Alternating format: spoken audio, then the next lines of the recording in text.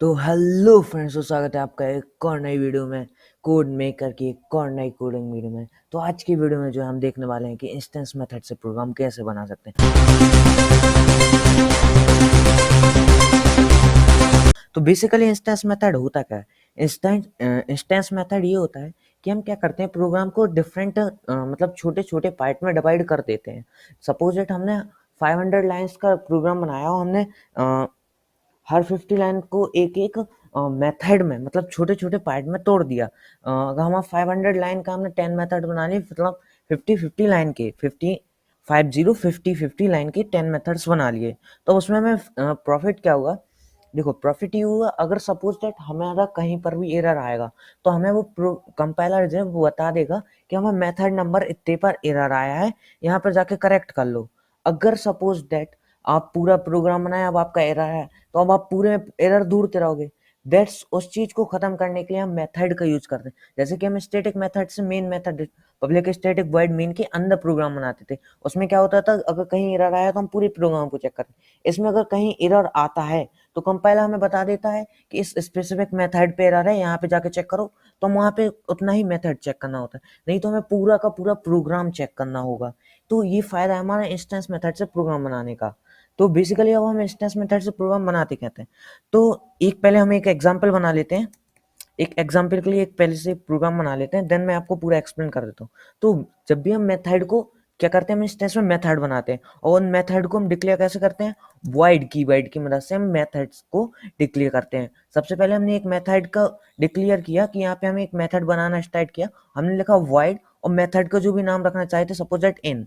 ठीक है। अब इसमें ये पैरामीटर होता है। यहाँ पे अगर आप पैरामीटर मतलब कोई भी वेरिएबल इन दो ब्रैकेट्स के अंदर क्रिएट करना है।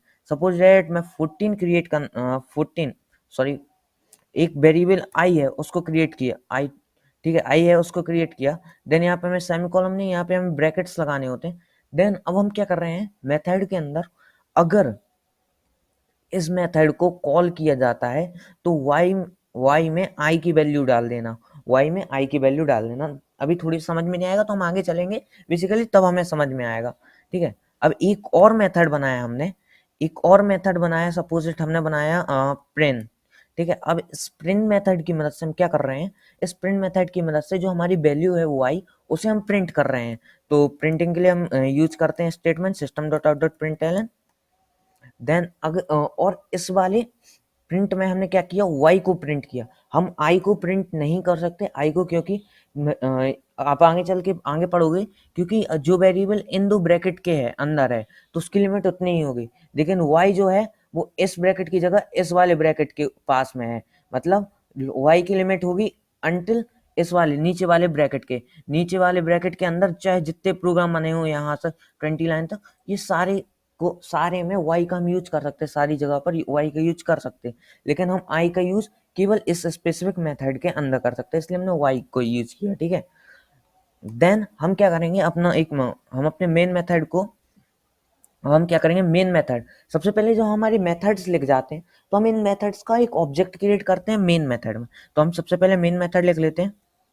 तो बेसिकली अब जो हमने मेन मेथड लिख लिया है, तो अब मेन मेथड के अंदर हम क्या करते हैं, जो हमने अभी प्रोग्राम बनाए हैं उनको क्या करते हैं, एक ऑब्जेक्ट क्रिएट करते हैं। तो ऑब्जेक्ट क्रिएट करने के लिए बेसिकली हम क्या करते हैं, ऑब्जेक्ट क्रिएट करने के लिए सबसे पहले क्लास का नाम लिखो।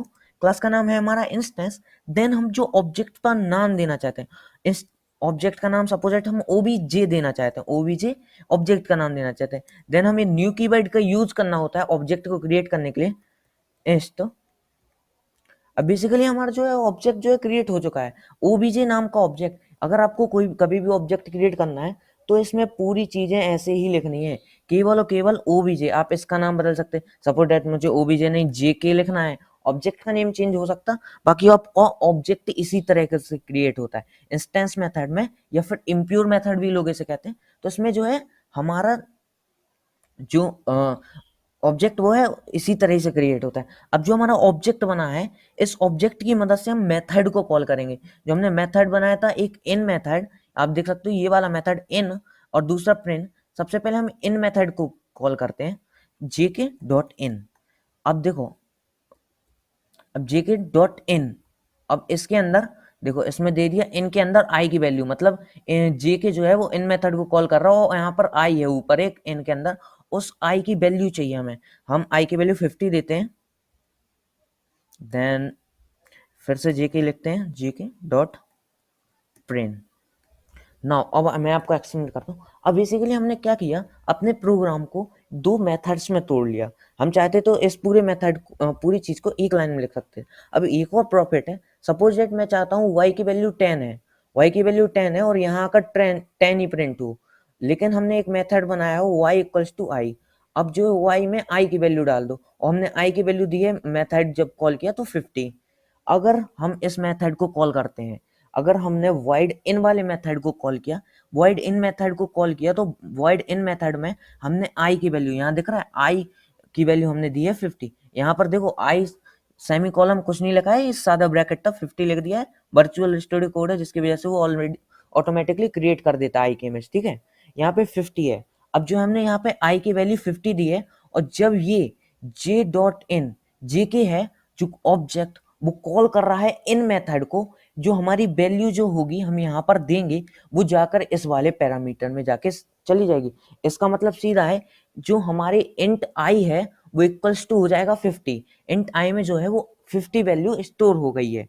और जब हमारा मेथड कॉल हो रहा है तो हम यहाँ देख पा रहे हैं y की वैल्यू उसने कहा है चेंज कर दो। y की वैल्यू क्या हो रही है, y इक्वल्स टू आई की वैल्यू है 50, तो y में हमारा क्या स्टोर हो जाएगा 50, y में हमारा स्टोर हो गया 50।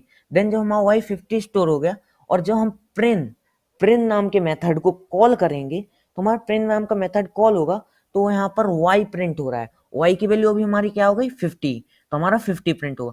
लेकिन सपोज डेट मैंने ये लाइन नहीं लिखी होती, अभी ये वाली जेके डॉट इन वाली लाइन नहीं लिखी होती, तो हमारी y की वैल्यू 10 प्रिंट होती, क्योंकि अब जो है ये मेथड कॉल नहीं हो रहा, मतलब y की वैल्यू 10 है और डायरेक्ट इस वाले मेथड को रन किया उसने, वाइड प्रिंट और प्रिंट कर दिया 10। लेकिन जब हमने ये वाली लाइन ऐड की, मीन्स अपने ऑब्जेक्ट की मदद से मेथड को कॉल किया, तो हमारा ये वाला मेथड भी रन हुआ, और इस मेथड के अकॉर्डिंग y में जो है i की वैल्यू डाल दो, i की वैल्यू है 50। अब सबसे पहले हम एक बार प्रोग्राम रन करके देखते हैं, हमारा आंसर एक्सेप्ट करते हैं। हमारा आंसर आना चाहिए 50। देखो अब 50 हमारा आंसर इसलिए आया, बेसिकली हमारा क्या हुआ था, हमने i की वैल्यू 50 दी और y में जो है यहाँ पे हमने कमांड दी थी y में i की वैल्यू स्टोर कर दो। y में i की वैल्यू स्टोर होने के कारण जो y की वैल्यू है वो 50 हो गई, और जब ये मेथड रन हुआ और हमारी y की वैल्यू प्रिंट हुई तो वो 50 हुई। लेकिन अगर हम इस वाली लाइन को नहीं लिखते, सपोज दैट हम इस वाली लाइन को हटा दें, देन हमारी वैल्यू 10 आएगी, बिकॉज हम प्रोग्राम अपने रन करते हैं, बिकॉज हमारी 10 इसलिए आएगी, देखो 10 आई वैल्यू, हमारी 10 वैल्यू इसलिए आएगी बिकॉज हमने क्या किया, y को जो 10 है ऊपर वैल्यू वो जाके यहाँ प्रिंट हो जाएगी। मतलब ये हो जाएगा कि ये मेथड जो है हाइड हो चुका है, मतलब एक तरीके से जैसे मैंने हाइड कर दिया, एक तरीके से ये मेथड खत्म हो चुका। अगर आपने ऑब्जेक्ट नहीं लिखा तो ये मेथड खत्म हो चुका, खत्म नहीं हुआ है तो, लेकिन जब तक आप कॉल नहीं करोगे तब तक ये मेथड रन नहीं होगा, तब तक ये मेथड रन नहीं होगा। तो बेसिकली आपको आई थिंक नेट समझ में आया होगा कि हमने किया क्या है। हम जैसे अगर सपोज एच आपका हो तो आप एच ले लेते हैं, हम एच, ठीक है, एच एक बार एक्सप्लेन करते हैं इसको। अब देखो जब हमने जेके जो हमारा मेथड ऑब्जेक्ट है, जेके की मदद से हमने अपने मेथड इन को कॉल किया, मेथड इन को कॉल किया, तो इसमें देखो हमसे मांग रहा है ना एच की वैल्यू दो, तो एच की वैल्यू हमने दी 50। देन हम अपने प्रोग्राम को रन करेंगे तो हमारा आंसर दोबारा से 50 आएगा। सपोज दैट मैं 50 नहीं देना चाहता, मैं देना चाहता जो भी कोई भी 12,000 दी, अब हमारा आंसर 12,000 आएगा। तो बेसिकली हम यूज इसलिए करते हैं इंस्टेंस मेथड, ताकि अगर हम चाहें, हमने प्रोग्राम लिखा, हमने कोई भी मेथड बनाया है, सोच रहे कि इसको इसमें शायद एरर आ सकता, हम नहीं लिखना, तो नहीं लिख रहे, तो उसको हमें पूरा कट करने की जगह शायद हमें बाद में जरूरत पड़ जाए तो हमें फिर से लिखना पड़े, उससे अच्छा उसे कॉल ही मत करो, बाकी पूरे प्रोग्राम को कॉल कर लो। तो बेसिकली इसलिए हम यूज करते हैं इंस्टेंस मेथड का। और इसमें मेथड जो है, सपोज दैट देखो एक एरर ला के देख रहे हैं, ये आया एरर, अब देखो क्या होता है। अब देखो एक बेसिकली